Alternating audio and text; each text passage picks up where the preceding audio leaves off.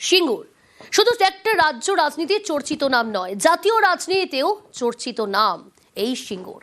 আর সেই সিঙ্গুরে আজ প্রধানমন্ত্রী নরেন্দ্র মোদী। 26-এর লড়াইয়ের টার্গেট বাংলা। ভোটের বঙ্গে প্রথমবার সিঙ্গুরে মোদী। ন্যানো বিদায়ের মঞ্চ থেকে কি বঙ্গজয় শিল্পে শান প্রধানমন্ত্রী। গতকাল আপনাদের মনে আছে মালদা থেকে তৃণমূলকে শিল্প বিরোধী তোপ দেখেছেন নরেন্দ্র মোদী। আজ কি সিঙ্গুরে নতুন শিল্পের স্বপ্ন ফেরি? নজর রাজনৈতিক মহলের। কি বার্তা দেন আজকে সিঙ্গুরের সভা থেকে? অবশ্যই নজর রয়েছে রাজনৈতিক মহলের। 26-এর লড়াইয়ে টার্গেট বাংলা। গতকাল মালদা থেকে তৃণমূলকে শিল্প বিরোধী তোপ দেখেছেন। আবির রয়েছে আমার সঙ্গে সরাসরি। আবির, আজকে কি বার্তা দেবেন? কতটা রাজনৈতিকভাবে তাৎপর্যপূর্ণ নরেন্দ্র মোদীর এই বার্তা?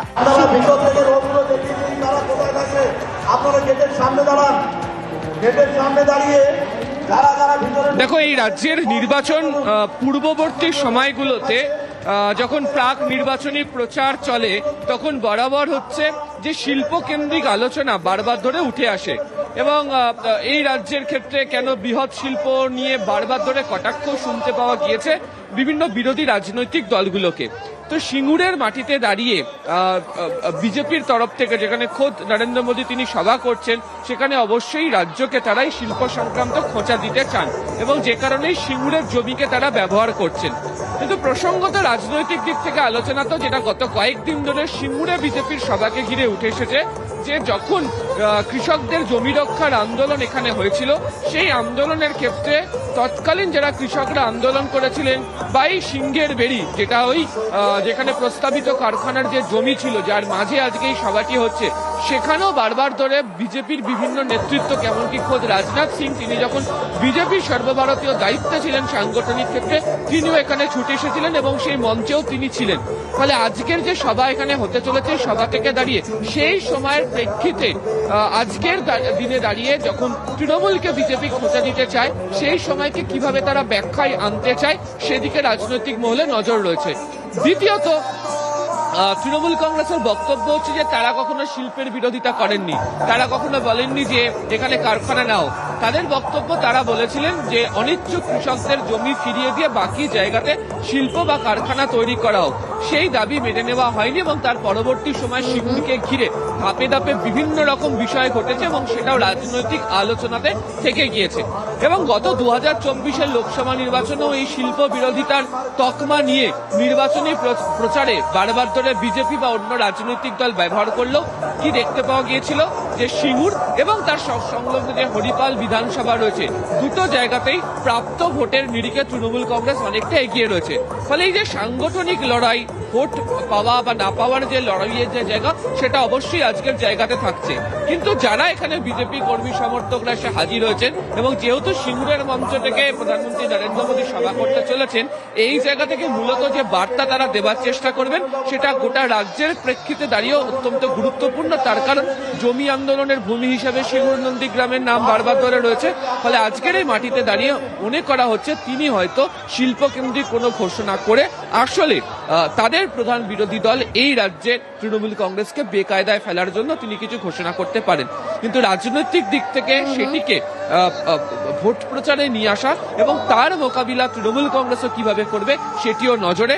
তবে বিশেষভাবে যেটা নজর কাটছে অবশ্যই, যে জায়গাকে ঘিরে অন্তত 19 থেকে 17 বছর আগে বারবার ধরে বিভিন্ন রকমের চর্চা হয়েছে, নানা রাজনৈতিক ছবি লক্ষ্য করতে পারা গিয়েছিল, সেই কার্যত সেই একই জায়গাতে এই দীর্ঘ বছর পরে একটি সভা এবং যেখানে খোদ দেশের প্রধানমন্ত্রী সভা করতে চলেছেন। ফলে সেদিক থেকে দেখতে গেলে গোটা দেশের রাজনৈতিক মহলের নজরও আজকে সিঙ্গুরের এই সভার দিকে রয়েছে। বেশ, সিঙ্গুরের জমিতে শিল্পে শান, টাটা কারখানার মডেল হাতে সভায় বিজেপি কর্মী সমর্থকরা।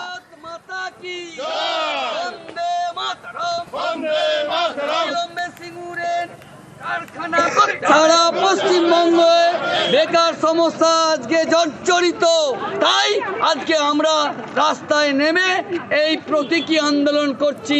সিঙ্গুরে টাটার কারখানা করতে হবে, এই দাবিতে আজকে আমরা রাস্তায় নেমেছি। ভোটের বঙ্গে প্রথমবার সিঙ্গুরে মোদী।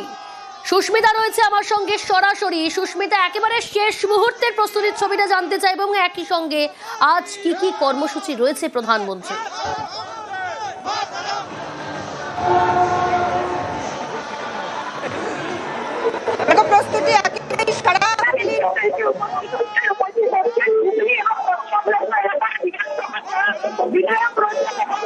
সুস্মিতা, তোমার কথা স্পষ্ট শোনা যাচ্ছে না, সঙ্গে থাকো। ভোটের বঙ্গে প্রথমবার সিঙ্গুরে প্রধানমন্ত্রী নরেন্দ্র মোদী। আজ একাধিক সরকারি প্রকল্পের সূচনা, একাধিক কর্মসূচি রয়েছে। প্রধানমন্ত্রী হওয়ার পর প্রথমবার সিঙ্গুরে নরেন্দ্র মোদী, 20 বছর পর ফের প্রাসঙ্গিক সিঙ্গুর কারখানা। ন্যানো বিদায়ের মঞ্চ থেকেই কি বঙ্গজয় শিল্পে শান প্রধানমন্ত্রী। গতকালই মালদা থেকে তৃণমূলকে শিল্প বিরোধী তোপ দেখেছেন তিনি। আজ একাধিক কর্মসূচি রয়েছে প্রধানমন্ত্রী।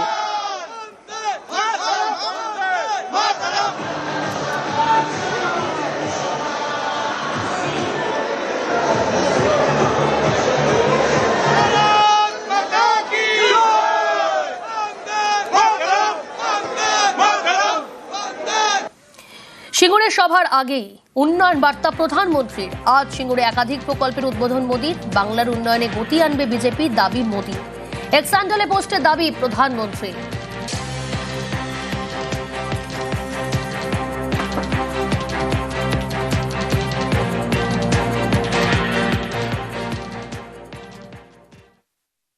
সভা করেন প্রধানমন্ত্রী। আর মালদার সভায় প্রধানমন্ত্রীর মুখে মুর্শিদাবাদ সীমান্তবর্তী জেলায় শান দিলেন অনুপ্রবেশ অস্ত্রে, নিশানা করলেন রাজ্যের শাসক দলকে।